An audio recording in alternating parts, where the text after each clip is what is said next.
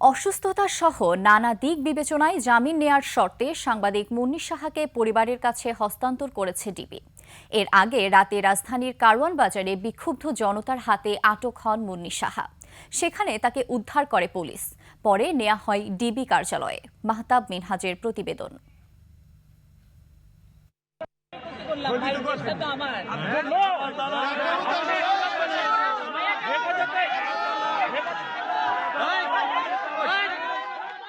শনিবার রাত ৯টার দিকে কারওয়ান বাজারে সাংবাদিক মুন্নী সাহাকে ঘিরে ধরে একদল জনতা।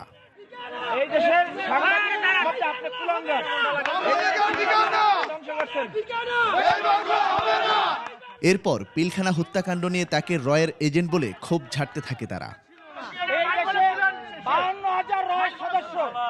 এর ভিতর আপনি একজন, আপনাদের মাধ্যমে সর্বপ্রথম সেনাবাহিনী মিসগেট হয়েছে।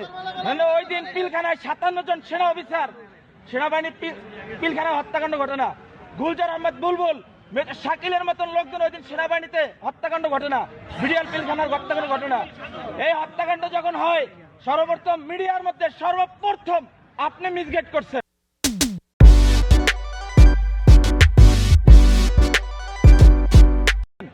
পরে মিছিল বের করে স্লোগান দিতে থাকেন বিক্ষুব্ধরা। আমাদের দাবি, এই ভারতে একজন রয় বাংলাদেশে আওয়ামী লীগের দালালি করছে বিগত ১৬ বছর। এই দালালের ফাঁসি চাই। ভারতের দালালকে বাংলাদেশে কোনো স্থায়ী দেওয়া হবে না। খবর পেয়ে ঘটনাস্থলে এসে মুন্নী সাহাকে উদ্ধার করে তেজগাঁও থানা পুলিশ। পরে তাকে নেওয়া হয় মিন্টো রোডের ডিবি কার্যালয়ে। প্রায় শতাধিক লোকজন তাকে ঘিরে রাখে এবং আমাকে সংবাদ দিলে আমি দ্রুত ঘটনাস্থলে পৌঁছি এবং ওনাকে উৎসুক বা উত্তেজিত জনতার হাত থেকে ওনাকে আমি রক্ষা করি এবং রক্ষা করে ওনাকে থানায় নিয়ে আসি।